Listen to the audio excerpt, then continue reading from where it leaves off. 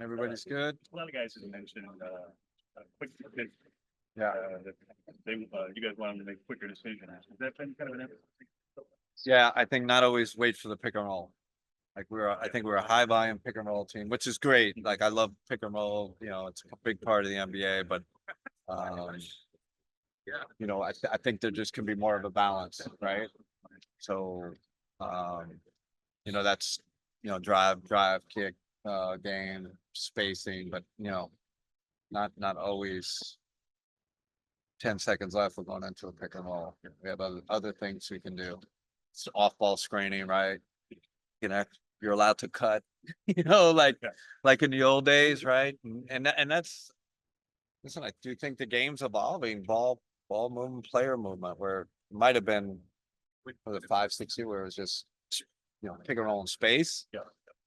But there's a lot of other things you can do in basketball. So I think that it's really variety. So don't think, oh, we're not going to play pick and roll. No way. It's just a piece of it. And just individually, Dean Wade's kind of had a varied role this season. Mhm. What do you see his role? More than catch and shoot. Like I love Steve Novak. Remember Steve Novak? Yeah. I love it, but Steve was catch and shooting. He's one of the best in but Dean's that type of shoot, but I definitely want him to do more. Want him to get 6'9.5", cut. Yeah. At 6'9.5", go rebound. I think there's more. I just see more in there. Really, and again, we're not going to make that crazy shift, right? Where we still got to embrace his strength, but can we add a few more things to his game? You joked about the coaches doing player development Yeah. seconds ago. Alex Mara was hired as a director of player development. Yeah. He has a very unique approach. Yeah. Why was it so important to bring in someone like that? I think when you're coaching the NBA, you think all the answers are in the NBA. There's actually people doing a lot of great things outside the NBA. So I definitely think I've always been one that sought, what are people, doing outside? And he was one of those, part of a small circle that had, maybe it was a different way of thinking and quite honestly matched with a lot, the way I thought about development so yeah, he's been a great addition. Definitely different approach. Definitely not the traditional approach. Really glad to have him. How do you think it's helped the team so far? I think we'll judge that with long-term results, right? Because when you do, when you have a different approach, especially in the NBA, the first thing is like, whoa, like, what is this? What are they doing? So it's getting the buy-in from the staff first, and then the players. But you gotta have a conviction. You gotta believe in it, right? And you gotta sell your staff and your players on it. So we're still in that process. The games are going to reveal if it's quote unquote works or not. But we definitely have a pretty unified philosophy on where we're going with this. You've been in so many different places. How do you pair it all together? You want to steal from this, you want to take from this, you want to put your own stuff in. How do you put it all together this time around? Dave, it's the biggest challenge. If you say, what's the number one challenge? How do you have this wealth of information, especially when you've been in the league a while, especially when you have experience, and how do you pare it down? Yeah. Right. And how do you pare it down where it fits your team, Right. your personnel, right?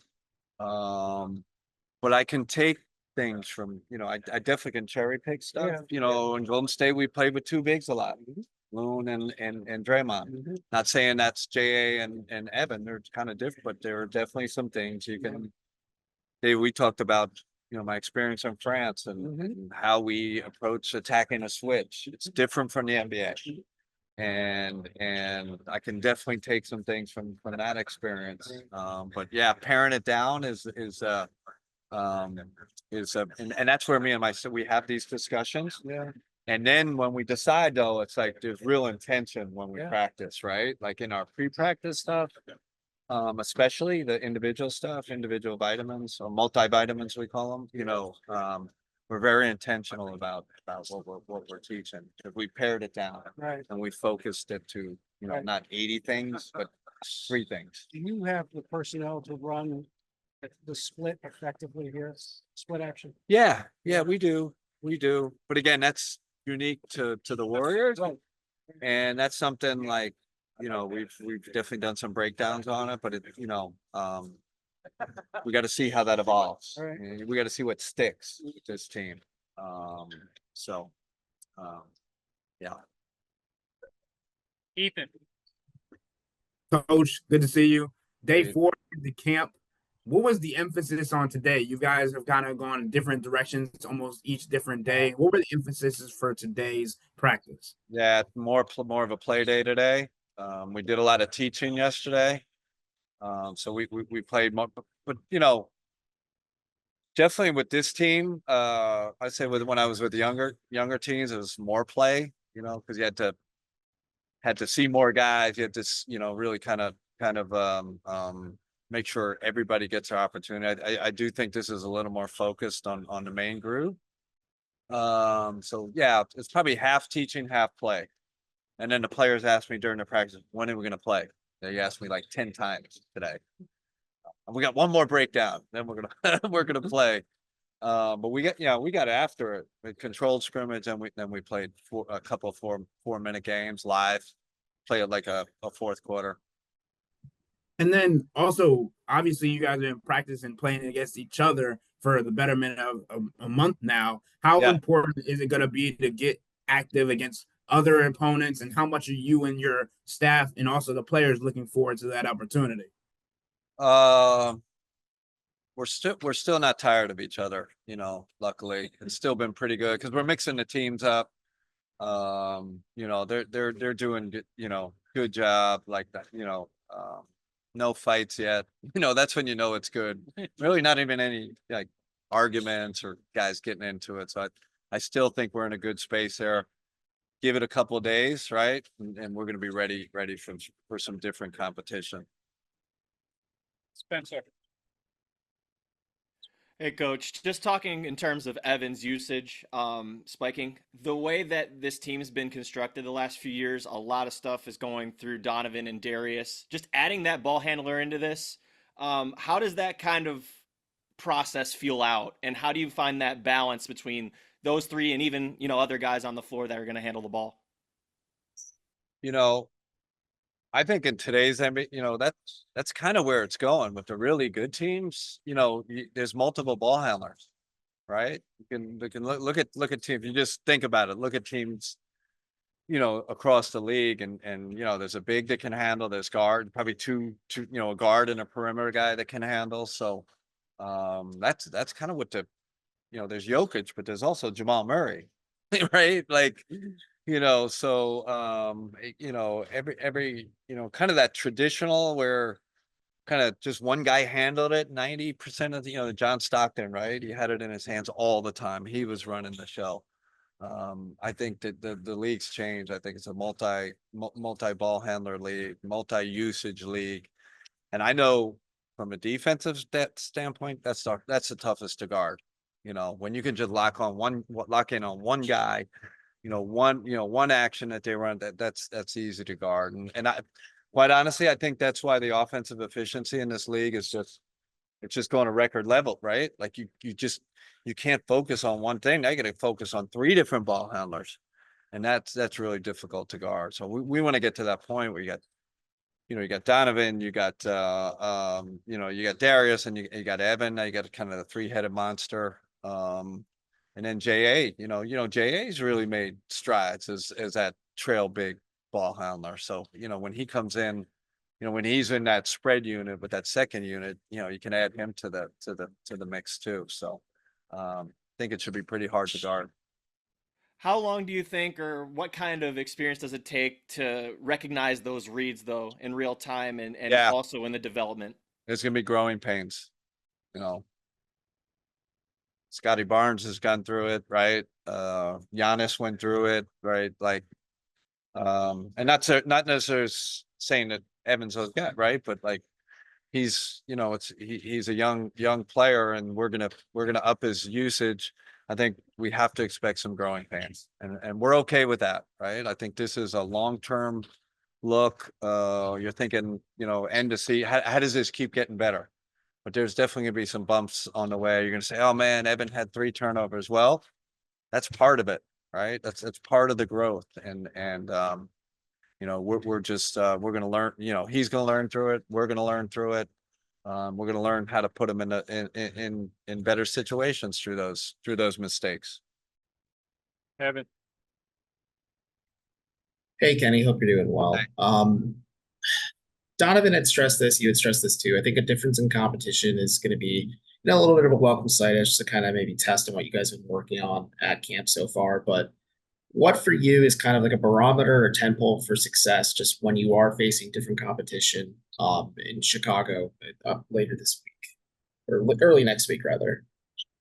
Yeah, I mean, yeah, especially, you know, especially in the exhibition games, you know, the preseason games, it's 100% focused on our process, you know, and I don't even, obviously always competing to win, but also really focusing on our, you know, kind of key performance indicators, we call them, like how are we, you know, are really kind of improving in the areas we're trying to improve.